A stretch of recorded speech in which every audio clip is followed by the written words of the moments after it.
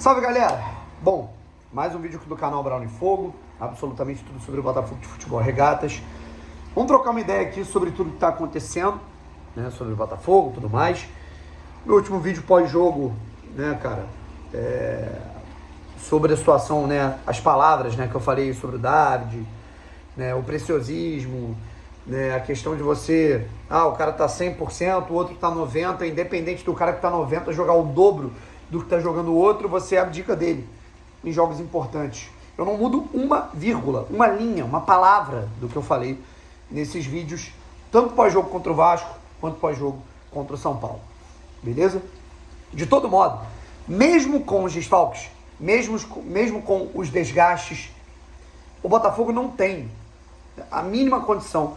Se fosse o Botafogo de 2018, né, aquele Botafogo da época do Valência, da época do Luiz Fernando, da época do Vitor Rangel, né, do Marcelo Baiano, beleza? Arnaldo, lateral. Completamente plausível que o Botafogo chegasse no Morumbi e perdesse sem dar um chute a gol, que era o que acontecia, né? O Botafogo, a gente já ligava a televisão no fim de semana sabendo que o Botafogo ia perder no Morumbi, ia perder no Beira-Rio, ia perder no Mineirão, beleza?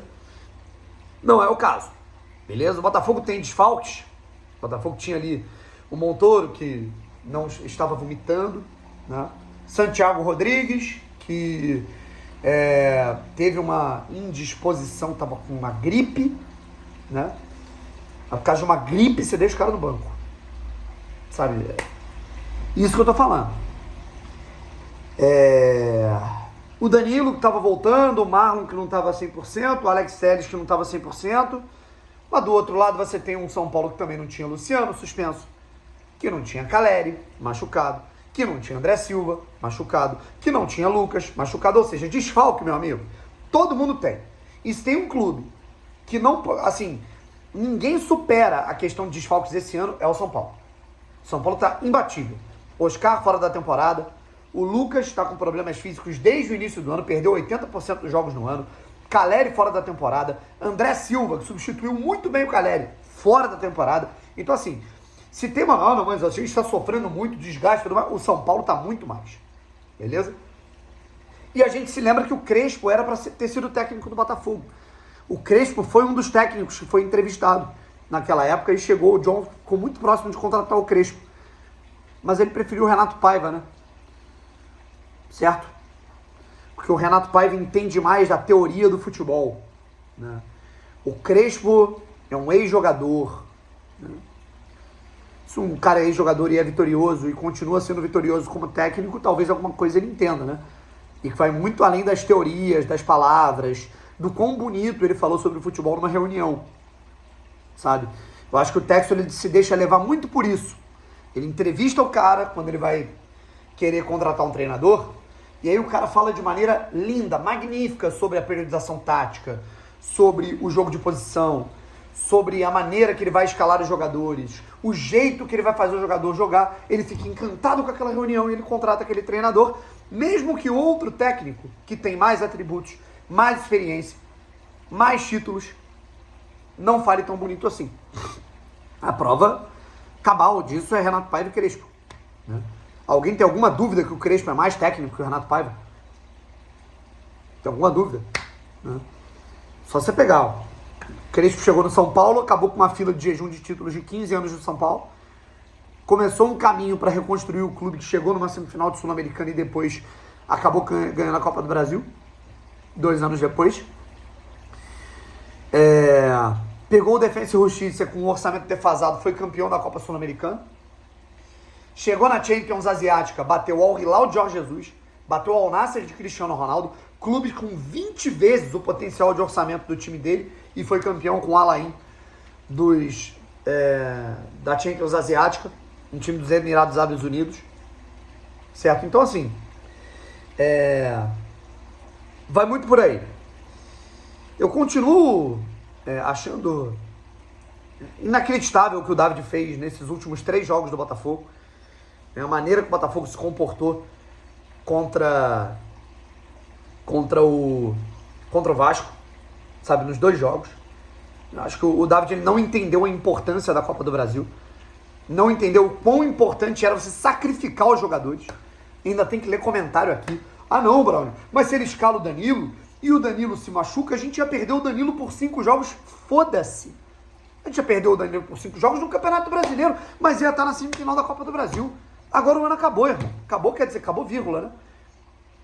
Porque agora o Botafogo está em 6º lugar. Talvez esse ano seja apenas G7. E se o Botafogo ficar em 8º, meu camarada, né? Foi aquilo que a gente falou. Caga pro Campeonato Carioca. Eu detesto o Carioca, não tô nem aí. Mas se não for pra Taça Rio, a gente não vai pra Copa do Brasil. E agora periga isso. Se o Botafogo não for pra Libertadores, pelo menos pra pré-Libertadores ano que vem, o Botafogo não joga a Copa do Brasil ano que vem. E com toda a situação que tá acontecendo no clube, qualquer potencial de receita é importantíssimo. Sabe? É importantíssimo. Beleza? Então assim, cara, continuo achando que o David só tá fazendo merda, mas ele é um problema. O Jorge Igor falou isso no vídeo dele. O David é um problema. Beleza? O David, assim, não acho ele uma merda como um todo, mas com convicção de que ele não tá preparado para ser técnico de um time, né? Acho que num momento ali que a gente teve ali o Paiva saindo, e isso não é uma defesa ao Paiva, tá? Acho que o Paiva é horroroso também. O Paiva fez parte desse 2025 porco do Botafogo, né? E aí, quando chega o David, a gente pensa, bom, se der certo vai dar muito certo. Se der errado cara, mas assim, não é por aí, sabe? Quando o David foi contratado, a gente não sabia que ele estava nesse olho do furacão internamente, né? Então tinha que ter um cara com mais tarimba para blindar o grupo dessas situações e manter o ânimo da galera. O Botafogo tá com a seta para baixo, sabe? Enfim. E agora o Botafogo vai encarar nessa quarta-feira um Mirassol cheio de fome, cheio de gás, que agora é o 4º colocado do Campeonato Brasileiro, né? E a aula de gestão, porque gastou 2 milhões de reais. 2 milhões de reais, está fazendo um campeonato magnífico o Mirassol. Então assim, cara, é de verdade ganhar esse jogo ou ganhar. É um jogo atrasado, o Botafogo tem que ganhar esse jogo para ter um alívio. Porque se o Botafogo perde esse jogo em casa, beleza que o Mirassol é um bom time. Ah, mas vai perder para Mirassol. Mirassol é um puta time. Hoje o Mirassol tá jogando muito mais bola que o Botafogo. O Mirassol tá jogando mais bola, inclusive, que 80% do campeonato, tá? Mas assim, tem que ganhar. Tem que ganhar, porque senão é risco de queda livre. E aí o Botafogo ano que vem vai ter 2 competições para jogar. Brasileiro e Sul-Americana só. Beleza? E óbvio que a gente não quer isso. E a culpa toda, como a gente falou, o David é um problema. O problema esse ano foi o John Textor. Suas decisões. E é aquilo, se o cara ele tá mais preocupado, era um ano que ele ia ter... Ele sabia que era um ano que ele ia ter que ficar preocupado com as contas do Lyon, os problemas que ele ia ter que resolver por lá. Ele sabia que isso poderia respingar no Botafogo. Como é que ele autoriza gastar 600 milhões de reais numa janela que formasse um time completamente torto? Como é que ele contrata 2 apostas como treinadores que são muito aquém do projeto do clube? Sabe? Então, é muito difícil de entender, né? Como que ele continuou apostando alto, sabendo que podia dar merda? Se era para fazer um ano protocolar, era pro John Textor chegar lá em fevereiro, falar, gente, ó, ganhamos a Libertadores, ganhamos o Brasileiro, esse ano vai ser difícil pra caralho. Esse ano a gente tem problemas, esse ano a gente tem que resolver problemas da empresa, esse ano a gente vai investir menos, esse ano a gente vai tentar estabilizar a casa. Todo mundo ia olhar pra ele e falar, caralho, eu confio nesse cara. Esse cara me deu uma taça. Esse cara me deu a maior alegria da minha vida.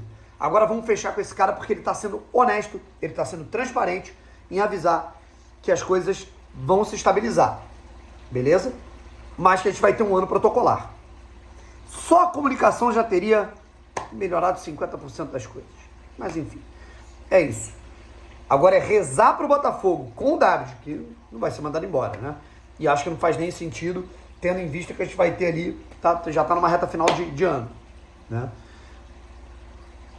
Rezar pro Botafogo ficar em 6º lugar, pelo menos, e tentar reconstruir 2026, mesmo com todos os problemas que já estão acontecendo na Eagle e que são perigosos, né? Vamos torcer para que o Botafogo consiga se resolver logo nessa situação, certo?